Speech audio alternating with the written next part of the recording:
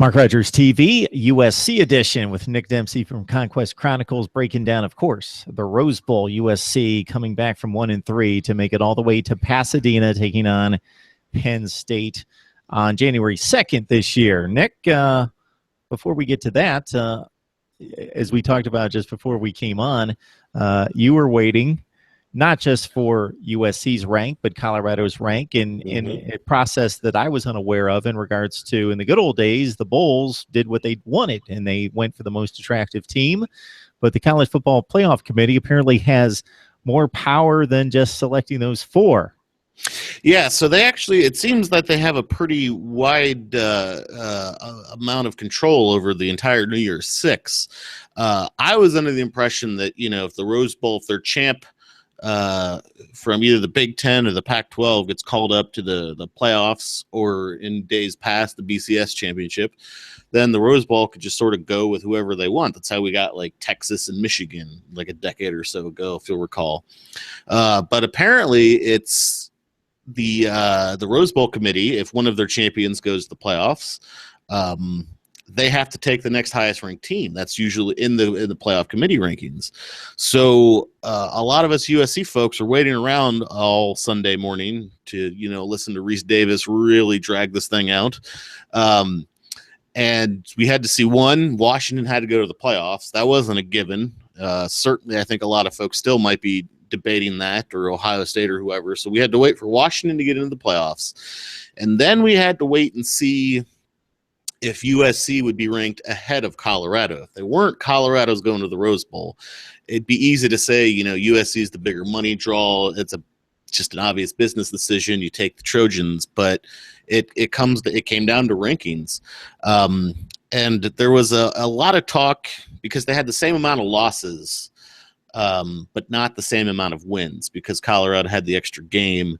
And so there was a lot of there were three spots. I believe it was Colorado, then Oklahoma State, then USC headed into the conference championship weekend. And so there was a lot of talk, they have the same amount of losses, and USC win the head-to-head, they should jump up. But historically, when you lose a conference championship game, you don't get hurt that bad. You don't get dropped that hard.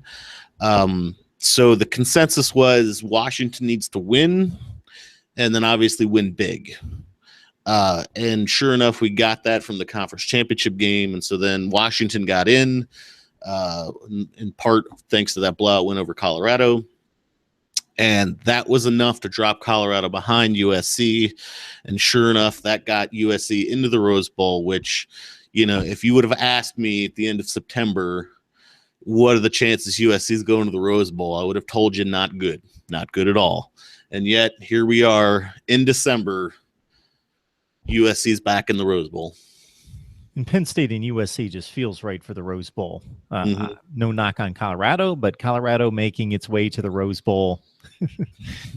People want to turn on the TV and see USC and Penn State, especially fringe college football fans that are drawn to the marquee names. And it feels like a great matchup, and should be a great matchup because we're talking about two very hot football teams. So in this day and age of bowl play where everybody makes a bowl game, there are all sorts of teams limping in with all sorts of dismal records, but this is how you like to see it. Two premier traditional powers playing great football near the end of the season, bringing highly ranked teams to Pasadena for the Rose Bowl. USC, Penn State, 9-game winning streak and a 8-game winning streak, I believe. Yep, 8 games. You know what? I think the only more classic Rose Bowl matchups would have been if Michigan or Ohio State, I think, to taking on USC. When I think of Rose Bowl, I think of like Michigan, USC, Ohio State, USC. I'm not even sure how many times those teams have played in the Rose Bowl, but it just feels like if you're watching a movie and it's a Christmas movie and they're watching the Rose Bowl on New Year's Day, it just feels like it's going to be OSU and USC from the 1970s, like duking it out.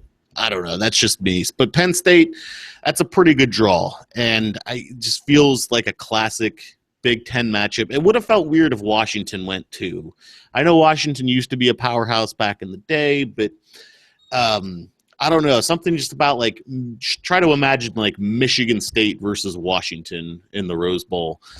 doesn't have like the same weight or excite, or like Minnesota versus Washington, like doesn't quite have the same excitement as Penn State USC. And these are two teams that honestly, like if you could rename this like the let's all just forget about the month of September bowl, because this, I mean, 2-2 for Penn State, 1-3 for USC. Huge portions of each team's fan base definitely wanted their coach fired. I think Penn State, correct me if I'm wrong, after that blowout to Michigan, I think there were a lot of folks that thought, you know what, it's going to be another 6-6 year. Let's just fire him now, start the search, do it right.